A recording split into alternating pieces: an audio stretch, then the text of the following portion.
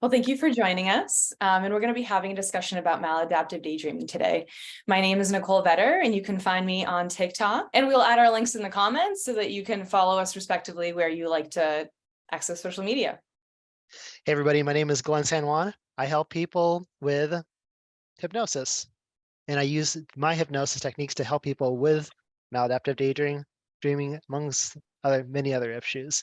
But I'm here today with Nicole to kind of help find out what we can do to shed some light on maladaptive daydreaming and how we can help the community at large.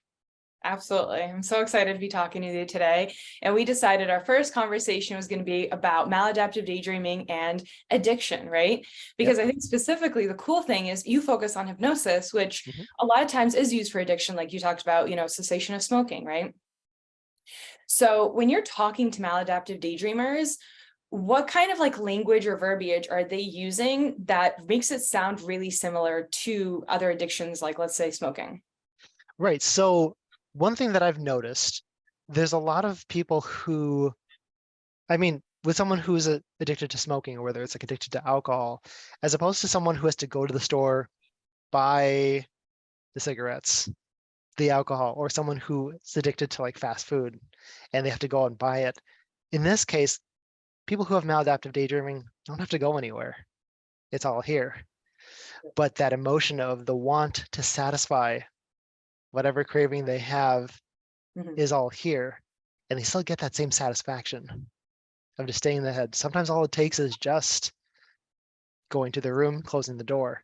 Yep. Or otherwise it happens when they're at work, they're at their workbench or at their computer, and then just times just starts to just fly by without them knowing. So that's Absolutely. something I've noticed about how it's sometimes it's not necessarily thought of an addiction, but it kind of is because you do have that dopamine, that satisfaction that you're getting from Instant. being in there. Right. Exactly. Yeah. And I'm a maladaptive daydreamer. And so specifically for me, there is that ease of access, right? I remember being in high school and sitting in class and just zoning out because I couldn't even like stop it. It was just, I needed the fix, whatever was going on that I was trying to, cope with essentially, right? Because that's what we do with alcohol, with any addictions is we're trying to, like disengage from all of those nasty feelings and all things that we don't want to deal with. We want that dopamine fix so we don't have to constantly focus on it. And it is super easy, So I specifically, I would, totally engage during, school and high school, but Yeah. I would wait to get home so that I could just engage. But it's interesting because it's very similar to when so I'm also a recovering alcoholic. And when I remember working at a movie theater restaurant bar situation. I was the restaurant manager and I would wait to get home so I could drink. It was like, I needed to get home just because that's all I could focus on and think about. Right. Hmm. And it was the same thing in maladaptive daydreaming. I could not wait to get home after school so that I could attach to my triggers, whether that was like galleries of celebrities or watch a movie, whatever it is that I could get my fix. It Hmm. was just waiting, until I got home so I could do that. Absolutely. Absolutely. And the thing with maladaptive daydreaming too is that it's not as noticeable. And not only that, because it's so unknown, people don't Right. think of it as an addiction or as a problem. Nobody sees it. Someone will see you if they catch you smoking outside, or if they see you like, wow, you've been buying, McDonald's or Burger King, like, at least 5 times this week already. That's not as noticeable as opposed to someone just they can, even when with all their families at home. Yep. Oh, they're just gonna go to their room to study or whatever, but really they're laying in their bed, or they're just gonna be walking in circles and Yeah. just talking everything out. And then they don't notice, and even if they do hear you, like, oh, they're talking to themselves again. I would It's go not to necessarily thought of as an addiction, but just like, oh, they're in their own headspace, but they need to totally be there. right. I would go to the movie theater with my mom, my sister all the time. That was like, our thing that we love to do. Yeah. And nobody knew that I was doing it. Like I'd be in the movie theater watching a movie and I would be maladaptive daydreaming. Nobody knew about it. It was complete secret. And I didn't talk to anyone about it, right? Which is also very similar to addiction because a lot of the times an addict isn't going to be like, oh, hey, like I have a problem, let's talk about it. We're not even thinking it is a problem, like you mentioned earlier. It's not something that's considered like, oh, this is a huge problem, it's affecting my life. Yeah. you know, and then usually does, most addictions get to the point where it is affecting your life so much that, it's interfering with school, work performance, your ability to create social relationships, because you want that fix and you want to deal with all of those nasty emotions that way versus, being vulnerable and, working through stuff. Absolutely. Right. And I mean, kind of going back on that, there's so many people that out there that, you know, they don't, they aren't aware that, oh, like I need to go home to, I mean, it's one thing then when they find out that they need to have that cigarette or they need to have that drink when they go home. But how many people do you hear of that they just need to go home just to, just to lay in bed and just be in their head? Yeah. Or, and sometimes a lot of people, they're doing it without even it knowing that it's happening. Right. Like for yourself, I'm not sure how often you thought about it, like when you're in a movie theater and all of a sudden you're already thinking of something else. Your mind's already somewhere else. And before you know it, the movie's already like almost over, or it's like an hour later, whatever. Exactly. Yeah. And for me, it was so continuous, but in my specific situation, I was dealing with really continuous trauma for most of my life. Sure. So it was just a constant coping mechanism. It was like being in my world, my real world was just so unsafe that as much as I could, I was, living in maladaptive daydreaming. Sure. Absolutely. Yeah. Sure. And I mean, the consequences of that isn't apparent until No. you realize how much time Right. you've lost, how much progress that you could have otherwise made. But then by the time you look at the clock, it's like, oh shoot, it's already like 2 a.m. Something. Yes, Where that have I happens been? a lot, right? Where, I don't think I even fully realized how disengaged I was with my world. Like I graduated high school, I did fine, but I was really Mhm. doing the bare minimum just to get by. I wasn't really engaging. I wasn't really interested in Yeah, social experiences as well, right? yeah, But then I think as of late, as I became more aware in the past couple of years, and I would be like, oh, wow, like, I would go outside to sit outside on the porch before going to bed, and all of a sudden it's midnight and I'm not getting my needs, such as my, yeah, rest and sleep. And then that is affecting my day-to-day stuff, which I don't think we realize, in any regards to any mental health, about how the little things really can, improve your mental health. hmm Uh, but yeah, sleep is a big one. Yeah. yeah, absolutely. And it's, I mean, again, it's one of those things where with cigarette smoking, yeah, it's going to mess up your lungs, or with alcohol, your liver's going to be shot. Yes. But in this one, it's a lot more subtle. Like usually people don't talking about an addiction unless it's actually harmful. But in the case of maladaptive daydreaming, it's not, it's very subtle, like the actual consequences of that, because it looks like problems that, somebody else might have that isn't Okay, so I actually maladaptive have a great daydreaming. example of that. So Yeah. I know someone who has maladaptive daydreaming, and they always had trouble in school, and they kept trying to like diagnose them with a learning disorder, but they couldn't find like a specific learning disorder because they would just go so slow, but they were so engaged in maladaptive daydreaming that it was affecting their ability to complete their schoolwork and Yeah. do what needed to be done. And that's frustrating. I've been through several experiences like that in regards to mental health or any kind of like even, medical diagnosis, where hmm sometimes we're looking for one thing, the learning disorder, but we're not looking for the other thing, which also maladaptive daydreaming it's not in the DSM, it's not well known. So how could they even look for it? Right. Yeah, that's treatment denied essentially. So yeah. Sure. And I mean, it just goes back to it's not on the DSM. Almost nobody's heard of it. Chances are the person who's been daydreaming has never heard of it because they've probably been doing it since childhood, and that's normal anyway. Right. No one's getting hurt. No one's, they're still, they're still alive. They're making it through life. But like I said, it's those subtle things that actually your life definitely could be better. Right. There is definitely a quality of life that is lost because you've been so addicted to being in your head. Yeah, and to touch upon that, right? I did not know of the term maladaptive daydreaming until maybe right before COVID or right when COVID kind of started and everything shut down. Yeah. And I was literally just, I think Pinterest or the internet came across one of those like pretty little memes that, educates you.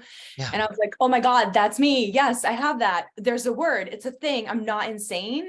But hmm it's before that point, there was a lot of shame. And it's like, because I just kind of thought I was kind of going crazy, how could you not? Yeah. no one else talks about this. No one else has, as far as I knew, experienced it. And I think additionally, those feelings of shame can also, kind of help you spiral down to other addictions or continuing into that addiction, right? Yeah. Because we don't want to deal with that shame. It's a horrible, horrible feeling. Hmm. But I think on top of that, we don't, and I think this really ties into maladaptive daydreaming, especially addiction. We do not as a society realize how addicted we are to emotions, specifically negative emotions, you Sure. know? So I posted a video the other day and a lot of people were like, oh, wow, this makes a lot of sense. And I was talking about how we're so addicted to those negative emotions because that's really all we've known most of our lives, especially, people who are traumatized and are using things to cope.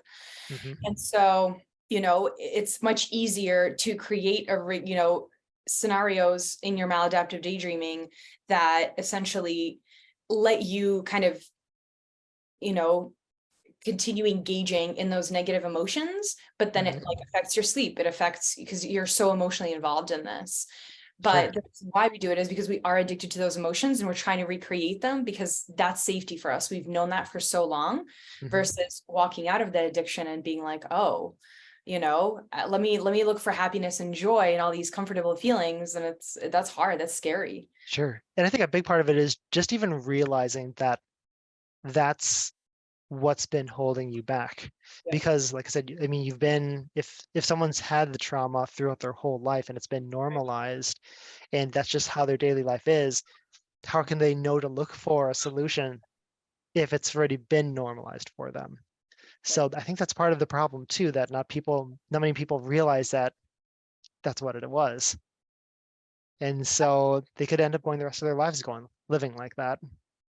Yeah, it was really not until the past couple of years that I realized that specific piece and had to, take little actions to, you know, start getting away from those negative addictive feelings. And that's Hmm. really hard work too. And there's no guidebook. We're not taught this in school, nobody has therapy. We don't talk about this in mainstream society. So Yeah. it's extremely scary and confusing. And I'm still learning every day. Thankfully Hmm. there's resources now, and you can definitely use social media in a way that you can learn, because there's a lot of psychologists, there's a lot of people talking about their experiences on social media.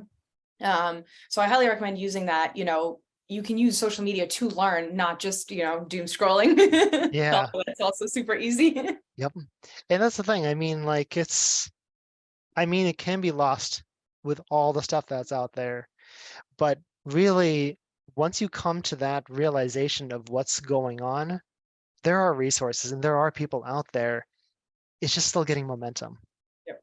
It was only like in the last just couple decades compared to other diseases, disorders, or that are more obvious, like especially other addictions that are out there that are obvious.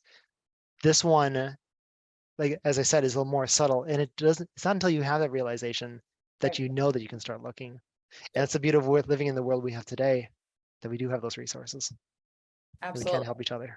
Yeah. Additionally, I've heard of a couple other, disorders that are also not known that are similar to maladaptive daydreaming. So there's just so much more that we really just don't know yet. Right.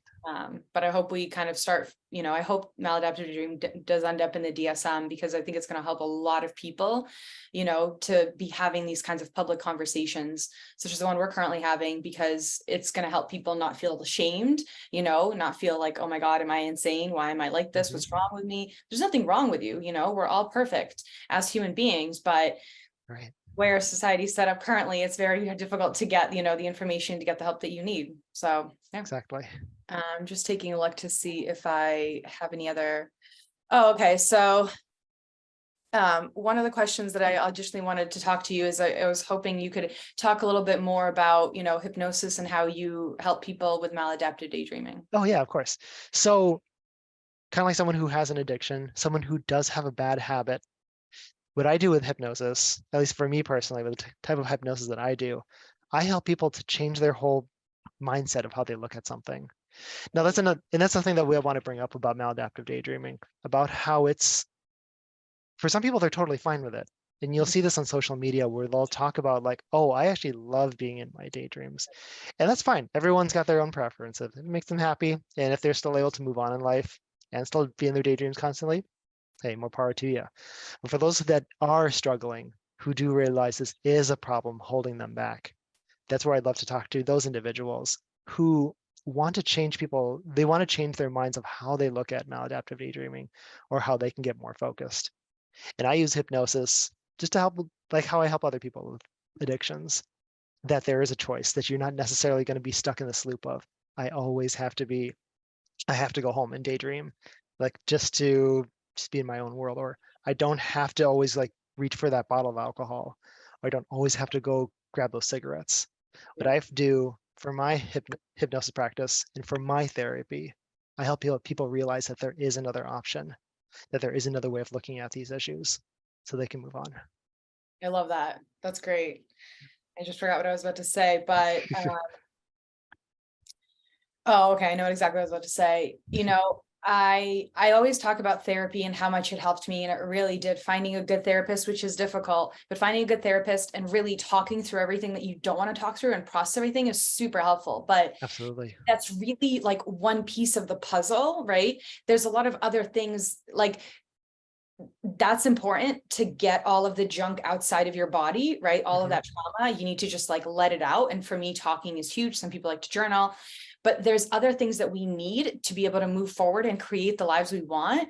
And I think hypnosis is one of those things that could really help people to take that action and change that mindset. And there's a lot of other stuff that we could do in regards to mindfulness, you know, tapping into what we like. But I love that. And I think it's really great that, you're helping people like me who have maladaptive daydreaming, because it's going to be a really great resource for us, going forward. Hopefully we'll get in the DSM soon, but for Someday. now, at least we have someone like you. Yeah. And the thing is, and regardless of where you go for therapy, a big part of it is just being honest with yourself Yeah. and asking yourself what's really going on. Like Right. under everything else, what's really going on, what's really like holding you back, what's really bothering you. And once you can become more honest with that, then you can actually start moving forward. Kind of like that whole analogy of like, if you want to clean your closet, take everything out first, Right. and then you can organize it to the way that you want to. So Right. that way it's more useful to you. So your life can be the way that you set up the way that you'd like to. And it's all just not being honest with other people, but just being honest with yourself.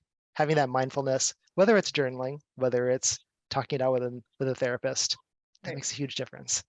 And additionally, I think one important piece of all of this is, for me, at least, addiction with alcohol started in a way that I was used to doing it socially, right? So that when I was going through a bad time, it seemed normal to like, oh, let's go to the bar and get a drink, right? Because that's how I'm going to have fun, right? That was Of how I course, knew how to have fun. of course. Versus like now, I'm like, there's so many things I like to do that allow me to have fun. And like, I like how you talked about mindset and how hypnosis can help with that, because it's sometimes we just need to be aware of, am I doing this because I actually love it and it brings me value in my life? Or, do I need to find a way to switch that, right? Which could be hypnosis, could be whatever it is, Yeah, so that I'm doing the things that I actually love to help myself deal with whatever's going on in my life, right? Because yeah. therapy, it does help you like release the trauma, but you still need hmm to like find joy in other things. Well, it's all about finding that there are other options that, Right. maybe, because chances are everyone does have some sort of ambition that they have, or they have something that they do care about, whether it's their family, whether it is like being with friends or whatever it is. It's all about rebuilding that. I mean, honestly, you can never get that time lost from maladaptive daydreaming. You Yeah. can only move forward. It's all Right. about how you want to move forward. But you just Ab- got to get over that first. You got to clean house first before you can do that. Absolutely. So let me ask you, Glenn, how can they reach out to you if they are interested in hypnosis? Sure. Well, I can have my website on our video at ohanahypnosis.com. Otherwise, I have plenty of YouTube videos that I've been posting. I try to post out regularly on YouTube and also Instagram, Facebook. That's awesome. I'm so excited. And I hope Yeah, that, people who do need help are able to reach out to you and continue using the resources that we currently have until we find out more. But this is sure. just so exciting. I really love that we got to talk about this. Yeah, I hope we can keep this going, Nicole. This has been awesome. Absolutely. Thank you guys.